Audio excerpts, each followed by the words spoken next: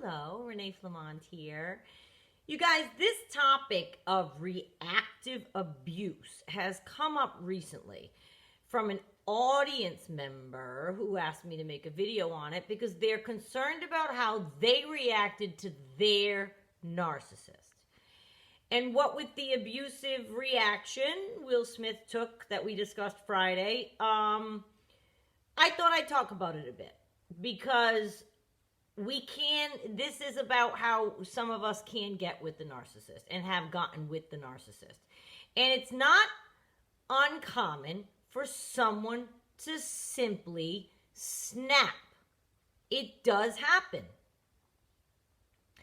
How far can we be pushed before we break? With the narcissist especially, because they can make you nuts. And that's what we're talking about today.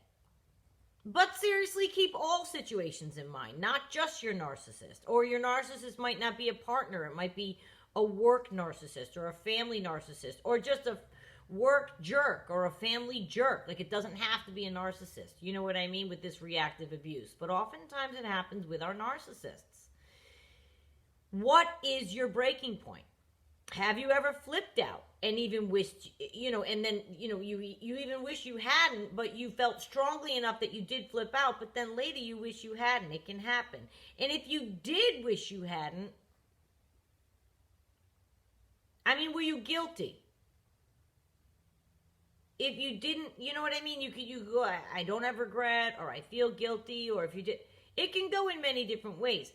Many times with reactive abuse, though, a person who doesn't normally act abusive is pushed to the brink. And what ensues is abusive behavior. That's why the adjective reactive is in front of abuse. Reactive abuse. You don't go around abusing people. You're not an abuser. You don't abuse your narcissist, but you react. It's not excuses. Because, yes, we all have free will to not react, but please, people do break. We're human.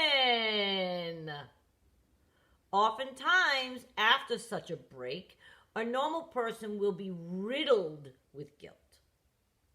Riddled.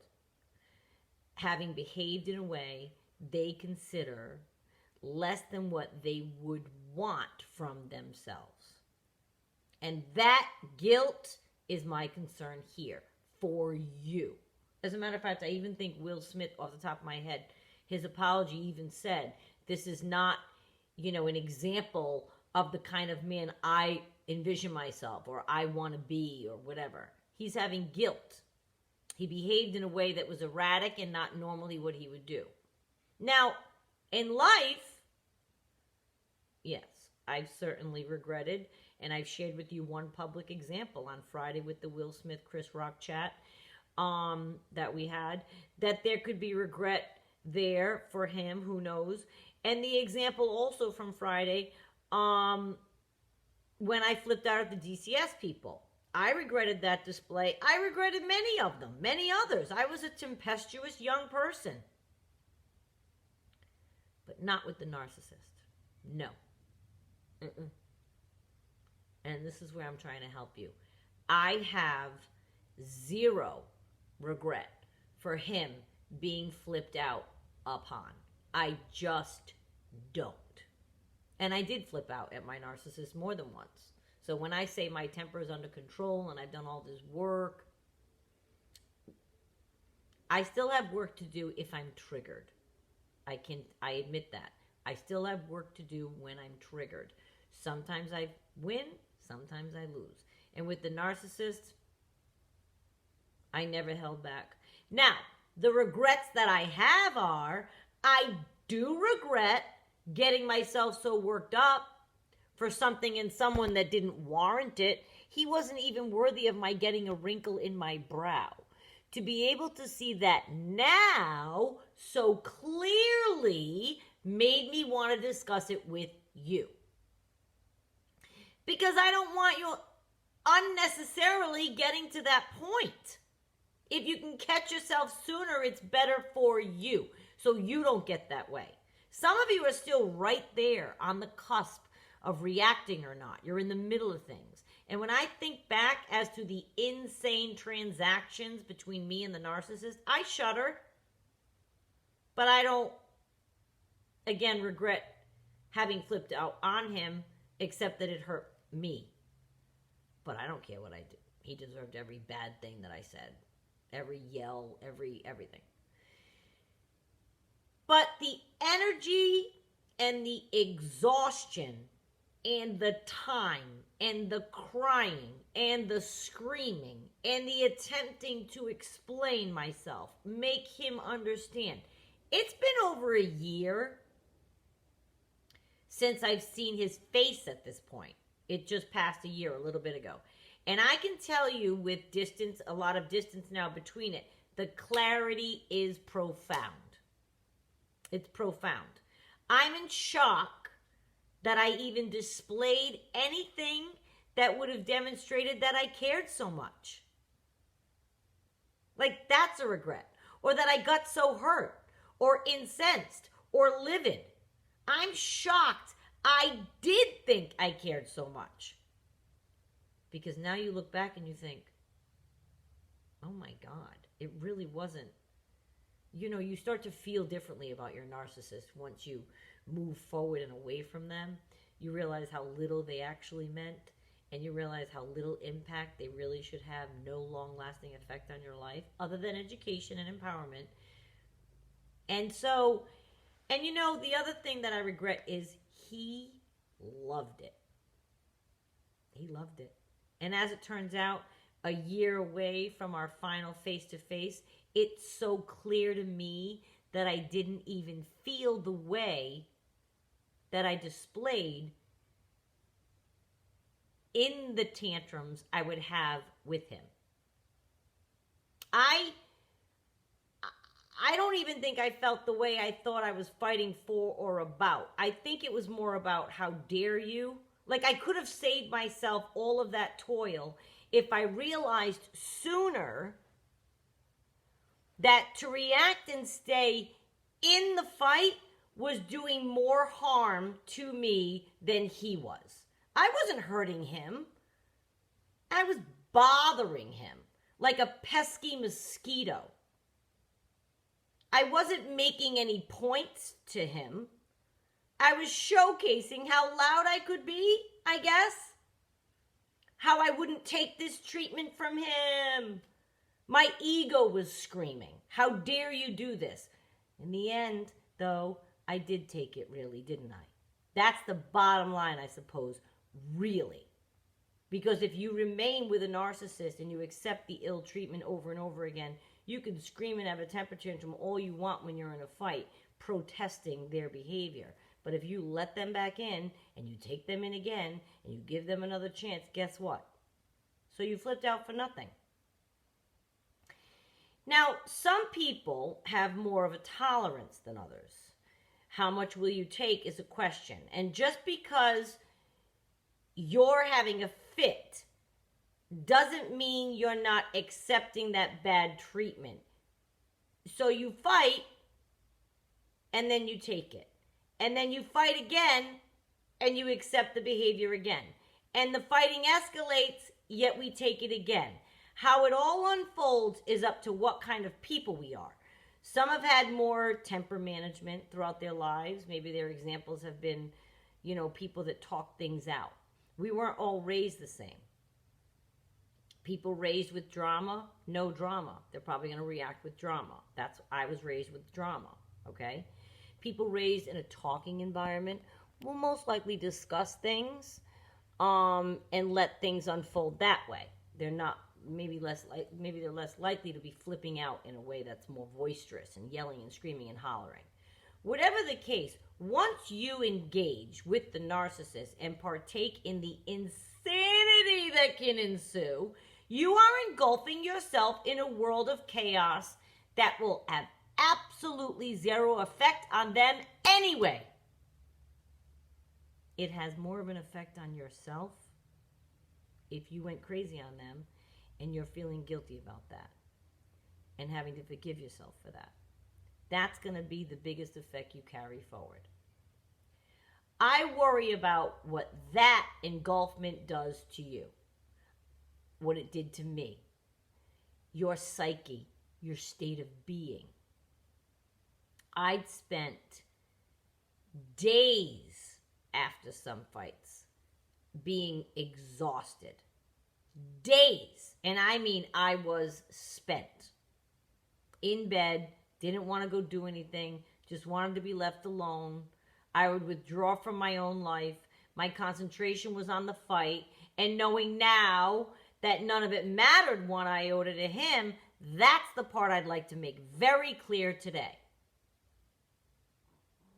You're going through all this reactive abuse that you might be imparting, and you're feeling guilty about your reactive abuse, yet none of it will ever make one lick of difference in them, to the outcome, to you too. None of it.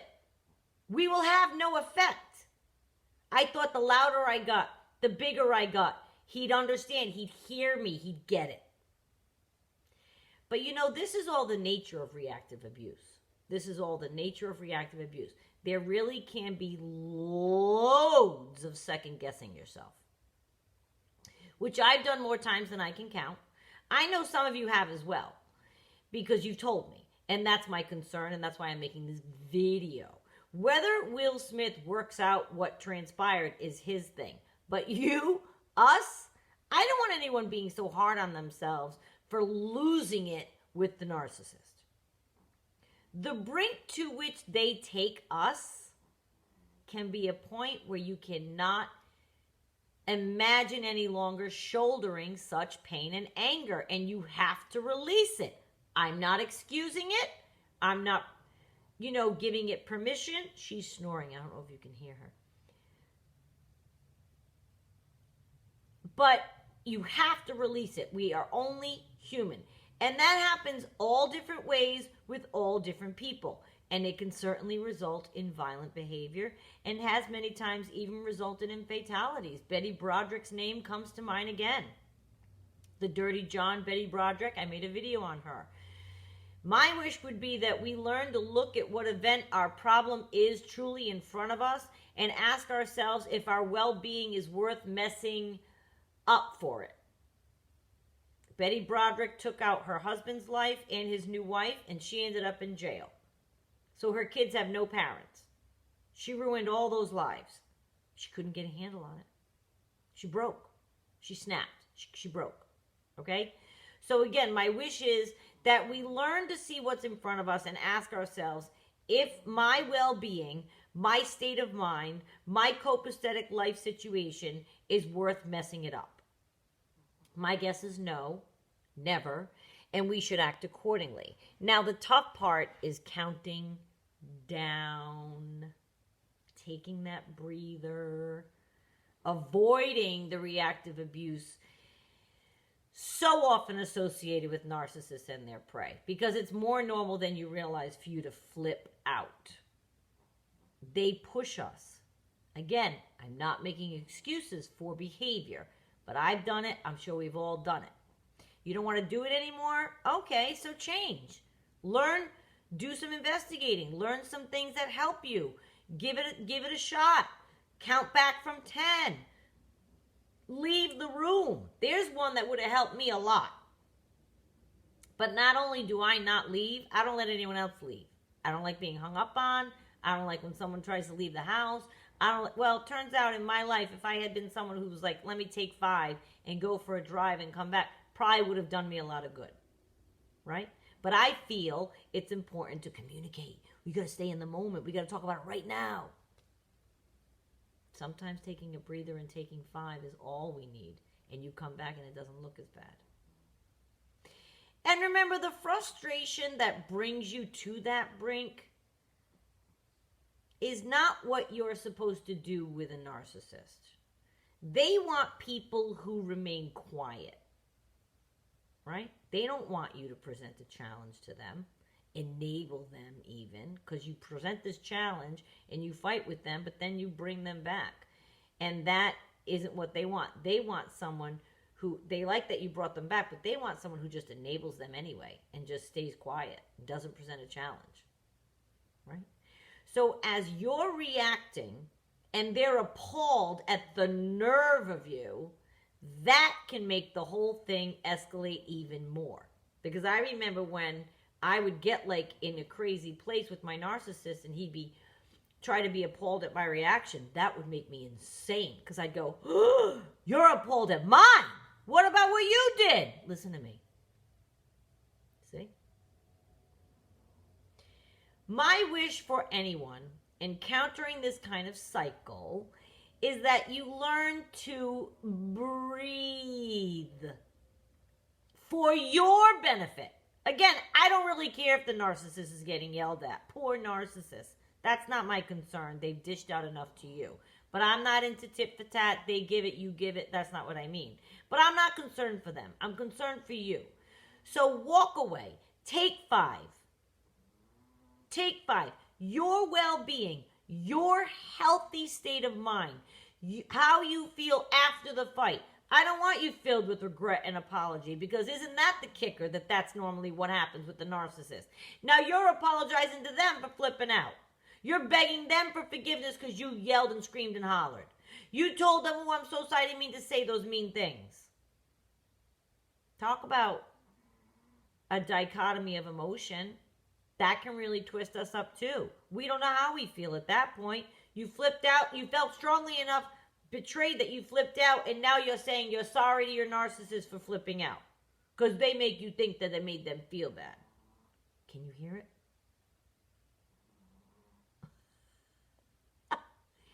I wanted to mention this because an audience member brought up reactive abuse, and I don't want anyone beating themselves up over reacting that way quickly, impulsively, and breaking and snapping with their narcissist. Now, I don't believe in violence at all, so nobody should be hitting each other.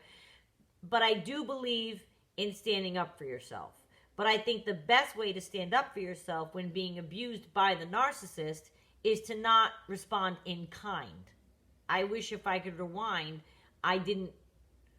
And you know, they use the expression lower yourself to their level, but that's not even what I mean. I just wish I didn't get myself so worked up.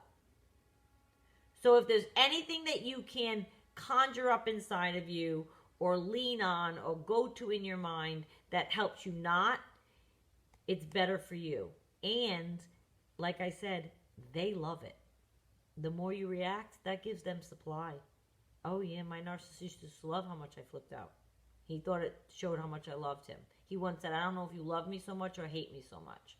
But of course, he's a narcissist. He's going to go with the first, that I love him so much, I'm so upset. So it feeds them.